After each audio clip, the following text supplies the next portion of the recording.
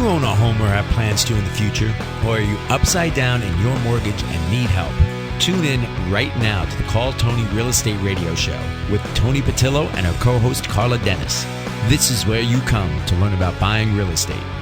Here's Toni. Hello, Los Angelinos. I'm your host, Toni Patillo, and you're listening to Call Toni Real Estate Radio here on KEIB AM 1150, The Patriot. I get excited every week about the word that you bring to us. So what are we talking about today? Let me tell you what the word is today. We're talking about contingency. Okay. All right. So, in real estate, we have what we call contingencies. Whenever you enter into a real estate transaction, you typically have 3 and sometimes more contingencies. Contingencies are in place for you so that you have an opportunity to do your due diligence. So in other words, I'm making an offer on this property, but it's going to be contingent upon me getting a loan. It's going to be contingent upon that property appraising. It's going to be contingent upon inspections. And that means, this thing has got to check out on all these levels before I am completely committed to the transaction. With these contingencies, what's very interesting is that they're all governed by timelines. Typically, you have a transaction that's probably, 30 days escrow, 45 days escrow. In that contract, there are going to be various boxes that you check. The boxes that you're checking are going to be relating to the timeline that is directly associated with that contingency. Okay. So, for example, if you have a loan contingency and you have a 17-day period, that means that 17 days from the day that offer was accepted by the seller, you have 17 days to do all of your activity to get that loan secured and fully approved. So that would be a contingency that would be in place for 17 days. Now, when that 17 days comes up, then you have to remove that contingency to say, we are good with the loan, we're comfortable with moving forward, and we'll remove that contingency, right?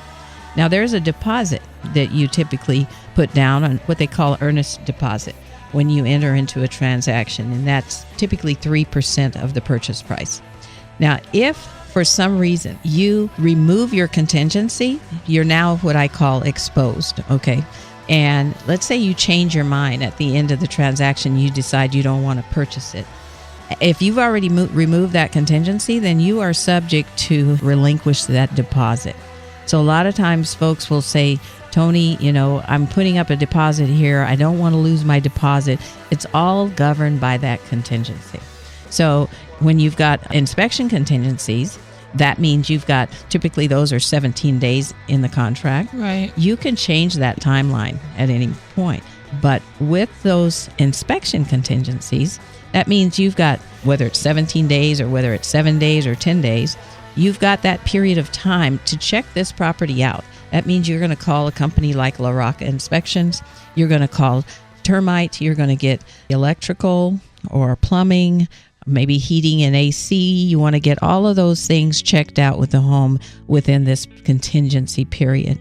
Same thing for appraisal. Your lender is going to call for an appraisal, and that appraisal has 17 days in order to get it done and to get it approved. But once you remove these contingencies, this is when the transaction goes hard and it goes solid, because you are now completely committed to the deal. I'm in 2 transactions right now where this whole contingency thing is really, really critical. And, we have a transaction where we entered into the deal and we literally did not have any contingencies except for the loan contingency. We removed our appraisal contingency because my buyer said, I don't care if it appraises or not. Wow. And so that makes for a very strong offer, right?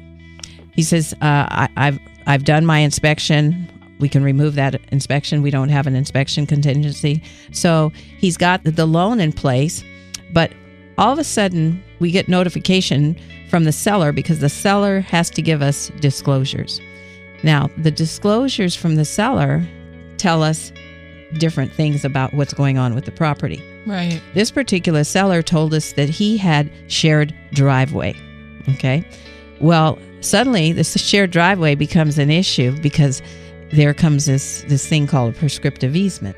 Prescriptive easement means that anybody that's been parking there for more than 5 years technically has a right to park there, whether or not they live on the property or not. So that prescriptive easement is now suddenly tied to this loan contingency. It literally affects the value of the property. Anytime you're in a transaction, you got to do your due diligence, but you really have to pay attention to your contingency period.